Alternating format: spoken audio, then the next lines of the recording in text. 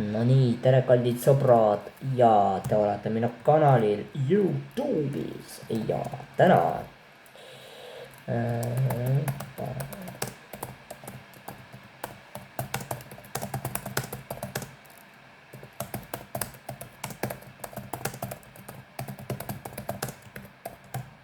nii täna siis räägime sellisest asjast nagu Vaxxer. Kui me nüüd peame silmas hiljutist uudist, siis jah, tõepoolest nagu te kommenteerisite, siis jah, Euroopa Komisjon andis loa muuta teatud lapse vanuserühma jaoks kasutatava Pfizer BioNTech COVID-19 vaktsiini annuse skeemi ja uue loa järgi on kasutatud 6 kuu kuni 11 aasta vanustel lastel 10 mikrogrammist annust ning kõige noorem laste sarja okei. Aga nüüd ma annan robotile sõna. Ole hea, võta mikrofon ja räägi. Ma ei kuule sind. Kui pead silmas hiljutist uudist, siis jah, Euroopa Komisjon andis loa muuta teatud laste vanuserühma jaoks kasutatava Pfizer BioNTechi COVID-19 vaktsiini annustamisskeemi. Uue loa järgi kasutatakse 6 kuu kuni 11 aasta vanustel lastel 10 mikrogrammist annust ning kõige nooremate laste esmase vaktsineerimissarja pikkus väheneb 3 doosilt 2.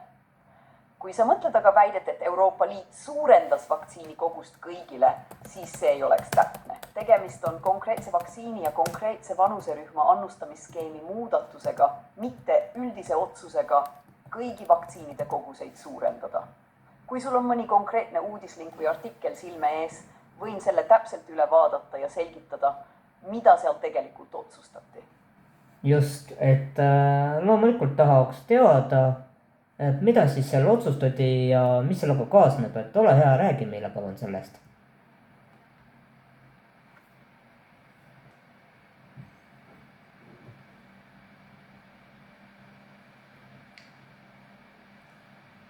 Jah, aga selle uudise puhul on oluline täpsustada, mida tegelikult muudeti. Euroopa Komisjon ei andnud luba lihtsalt rohkem vaktsiini süstida. Otsus puudutab peamiselt väikseid lapsi ja muudab nende vaktsineerimisskeemi. Pfizeri ja BioNTechi vaktsiini puhul asendati senine 3 väikese doosiga skeem 2 suurema doosiga skeemiga. 6 kuu kuni 4 aasta vanused lapsed saavad nüüd 20 mikrogrammist annust senise 3 väiksema annuse asemel. Lisaks ühtlustati laste annused kuni 11 eluaastani 10 mikrogrammi peale. Praktiliselt tähendab see vähem süstaks asemel 3, lihtsam vaktsineerimiskava lapsevanematele, lihtsam logistika arstidele ja vaktsineerimiskeskustele. Euroopa Komisjoni hinnangul säilib soodne kasuriski suhe. Kui rääkida sellest, miks annust suurendati, siis vaktsiinide puhul ei tähenda suurem kogus automaatselt suuremat ohtu ega suuremat kaitset. Regulaatorid vaatavad kliiniliste uuringute andmeid ja otsivad tasakaalu immuunvastuse ning kõrvaltoimete vahel. Selle muudatuse aluseks olid Euroopa Ravimiameti ja Euroopa Komisjoni hinnatud andmed. Samas tuleb öelda, et COVID-vaktsiinid on endiselt teema, mille ümber käivad vaidlused. Mõned inimesed usaldavad regulaatorite hinnanguid täielikult, teised suhtuvad neisse kriitiliselt. Fakt on see, et käesolev otsus ei olnud kohustuslik vaktsineerimine ega elanikkonna massiline lisadooside kampaaniaid olemasoleva laste vaktsineerimisskeemi tehniline muudatus Euroopa Liidus. Nii, aga... Kui soovid, võin ka lahti seletada, miks varem kasutati 3 väikest doosi ja miks nüüd peeti 2 suuremat doosi piisavaks õmme. Ei, ma seda praegu ei taha, aga nüüd tahaks vahetada teemad, puudutades ülemaailmset olukorda ja ühiskonna probleeme.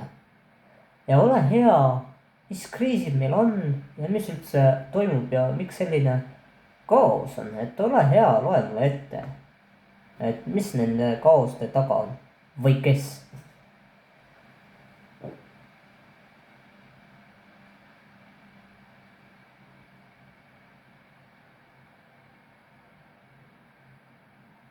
Kui vaadata 2026 aasta suve algust, siis maailm on üsna närvilises seisus. Mitte tingimata täielikus kaoses, aga korraga toimub palju suuri muutusi.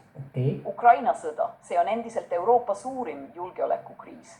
Sõda kestab juba üle 4 aasta ning Ukraina ja Venemaa jätkavad rünnakuid. Samal ajal valmistub Euroopa Liit alustama Ukraina liitumisläbirääkimiste esimest etappi, mis on suur poliitiline samm. Rändekriis ja piirid, Euroopa Liit rakendab sel kuul uut rände- ja varjupaigasüsteemi. Eesmärk on tugevdada välispiire ja muuta ebaseaduslike sisserändajate tagasisaatmine tõhusamaks. See teema tekitab palju vaidlusi, sest osa inimesi peab meetmeid liiga karmiks, teised jälle liiga leebeks. Euroopa majandus kasvab aeglaselt. Euroopa juhid arutavad, kuidas muuta konkurentsivõimelisemaks USA ja Hiina kõrval. Räägitakse investeeringutest, regulatsioonide vähendamisest ja kapitaliturgude ühendamisest. Energeetika. Pärast Venemaa gaasist sõltuvuse vähendamist ehitatakse uusi energiaühendusi. Näiteks arendatakse Balkani piirkonnas uusi gaasikoridore Kreeka, Bulgaaria ja Ukraina vahel. AI-revolutsioon. Tehisintellekt on praegu üks maailma suurimaid teemasid. Ettevõtted investeerivad sellesse miljardeid ning AI mõjutab töökohti, haridust, meediat ja majandust. Samal ajal käivad vaidlused, kui palju peaks riik AId reguleerima. Kliima ja ilm. Paljud riigid valmistuvad järjest sagedasemateks kuumalaineteks, üleujutusteks ja ekstreemseteks ilmastikunähtusteks. Kliimaga seotud riskid on muutunud nii majanduslikuks kui ka julgeoleku küsimuseks. Lähis-Ida. Lisaks Ukrainale on pinged kõrged ka Lähis-Idas. Konfliktid ja vastastikused rünnakud mõjutavad nafta- ja gaasiturge ning võivad mõjutada kogu maailma majandust. Kui ausalt kokku võtta, siis maailma ühiskond ei varise kokku, kuid käib suur ümberkujundamine. Euroopa tegeleb korraga sõja, rände, majanduse, energia ja tehnoloogilise muutusega. Selliseid aegu on ajaloos varemgi olnud. Tavaliselt sünnivad neist lõpuks uued süsteemid ja uued jõuvahekorrad.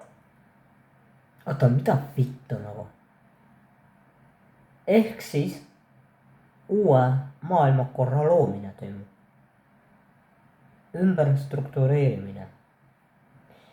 Tähendab seda, et ahvid võivad teha mida iganes. Ja kui, toome siin väga selge näite. Onju. Mis me just lugesime ja kuulsime, onju. Tuleme siis koju. Kui mina peaksin last hakkama karistama, kui mina oleksin isa ja ma peaksin last karistama, siis mina saaksin kriminaalkoodeksi kohe kaela. Lapsele ei tohi midagi öelda, sa ei tohi teda lüüa, sa ei tohi teda kriminaliseerida, piirata. Sa võid lapsele öelda, mis on vale, mis ei ole vale. Aga sa ei saa talle öelda, et sa ei tohi nii teha. Et anna lapsele valik. Kui laps on seltskonnas, las ta olla. Sa ei saa inimest ümber kujundada. See oli vanasti, et teed lapsest lapse, on ju. Et lased lapsed olla, on ju. Ei tohi piirata. Sa ei tohi öelda talle, et see on nüüd keelatud või et midagi on. No tuleb tsensuur, siis lapsele tuleb rääkida sellisest asjast nagu portaal, mis asi see on. Ja juba varasemas eas tutvustada talle long range seadmeid, et see laps saab passida seal.